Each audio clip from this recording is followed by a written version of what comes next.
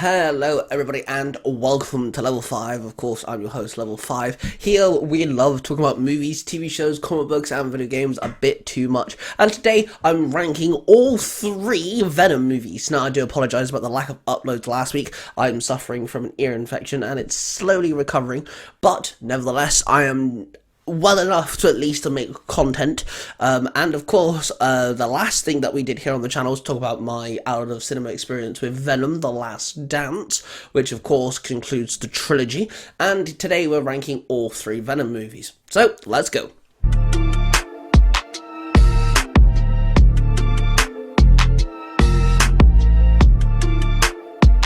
So to go off with the 3rd spot, I'm gonna go with Venom Let There Be Carnage. Venom Let There Be Carnage could have been fantastic. A villain that in the comic books is just downright evil, to the point where it's a perfect match between symbiote and human. They're connected by the blood level to a blood cellular level, but not only that, Cletus Cassidy is a madman. He's a psychopath. He could be deemed Marvel's Joker. That's how bad he is, and the Carnage symbiote is the symbiote version of him, more or less. So when they combine and they become this being, in the comic books, he's just downright evil, to the point Venom actually sometimes has to be heroic, back when Venom was a bad guy, to actually stop Venom. Doesn't even want Carnage around. But then when you bring it into the big screen and then you give us Let There Be Carnage, it wasn't done very well. Don't get me wrong, it was very cool to see Carnage on screen, and I do love Woody, but he wasn't the right choice for Cletus. They focused too much on the romance side of things with Cletus and this other woman. Nobody cared for her. I didn't care for her. Who the fuck's she? I don't care. I wanted the movie to focus on Carnage.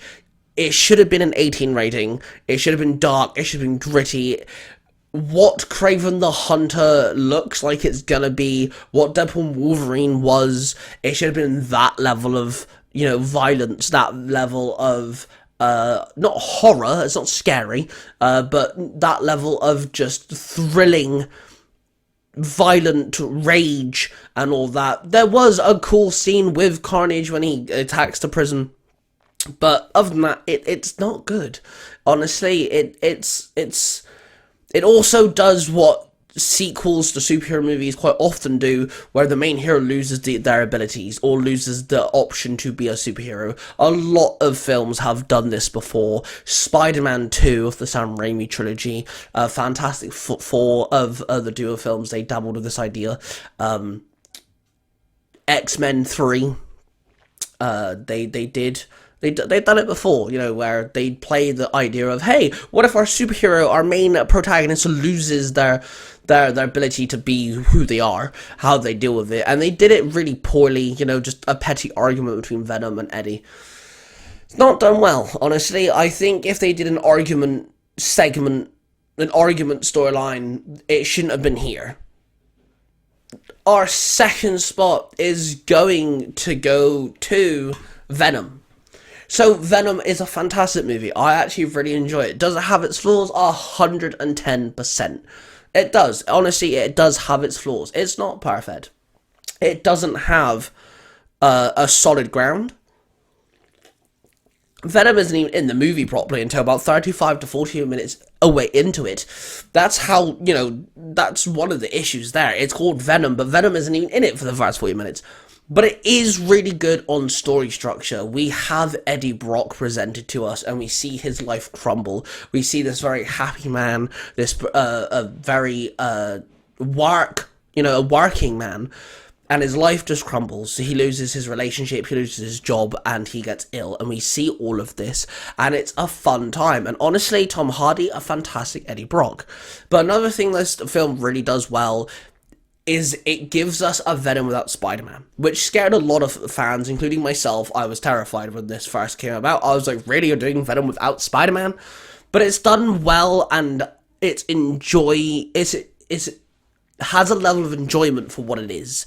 The chemistry between Venom and Eddie is fantastic. The villain isn't too overall interesting, but when you have a superhero film, they kind of need a villain. It kind of just happens. So they gave us Riot, which was kind of cool. He can do things Venom can't. He can make weapons and stuff. That was neat. And the overall conclusion of the movie is just fun at the end of the day. You know, you have humor spread across throughout the films, which is a lot of fun too. Still, one of my favorite moments of the film is when Venom says jump, and then you see Eddie walk out the elevator. You just hear Venom go pussy. You know, absolutely hilarious. It's not perfect. Nah, it's not. But it is a really fun time. It's a good introduction to the Venom trilogy. And honestly, it's a good take on Venom, whether you don't like the fact it's connected to Spider-Man or not. It's a good introduction. For someone who loves Venom, I adore Venom. I did really enjoy this version of him. That means our first spot is, of course, the newest edition and the ending of the trilogy, Venom: The Last Dance. This film is just fun.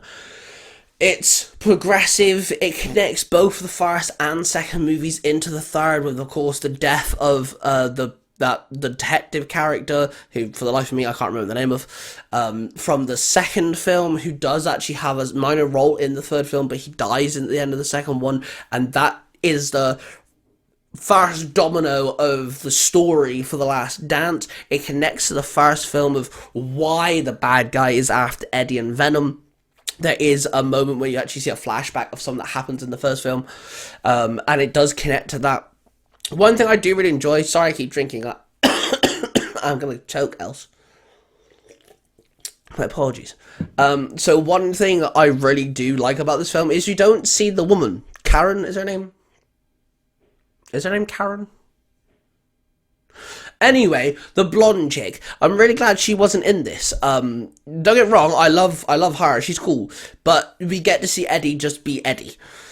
I find Tom Hardy's acting in this a little better. The chemistry between Venom and Eddie is great. The whole, you know, their little dialogue traits they have, the way they act and stuff, is just flourished here. You know, they do the whole, we are Venom, like they do in every film.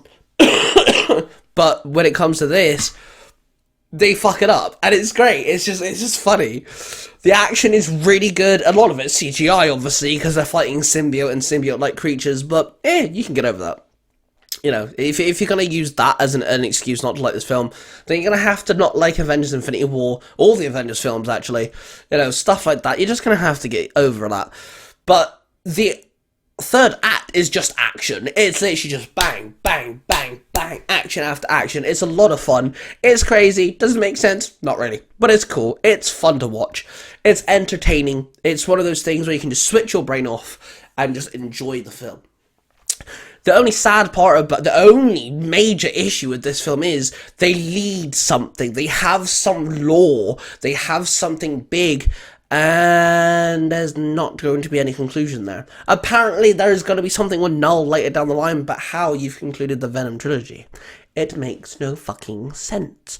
But anywho, I really enjoy the Venom trilogy. I really do. I quite enjoy it. I think it's great. Is it perfect? Fuck no. There are a lot better movie trilogies out there. Is it fun to watch? Sure. Absolutely. If you're a huge Venom comic book fan, you may not like this film, because there is no connection to Spider-Man.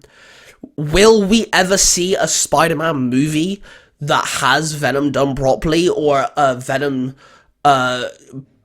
well done in the betrayal sense? You know, can we get a good betrayed Venom? Can we get a Venom that is actually, like, done well? Who the F knows? Hopefully we do. I'm really hoping we do one day. Kevin Feige just recently announced that Miles Morales is hopefully going to be live action once the Spider-Verse trilogy is concluded. Maybe they could do something with Venom in between. Who knows? I don't know. But anyway, that's me ranking the Venom movies. Let me know what you guys, how you guys will rank the Venom trilogy. Are you a fan? You know, what's your likes and dislikes on the Venom trilogy? Please let me know. And of course, I'm level 5 here. We love talking about movies, TV shows, comic books, and video games. Let me know if there's any particular topic you guys want me to tackle. I do love you all. Roar of passion, everybody, and I shall see you guys in the next one. Bye.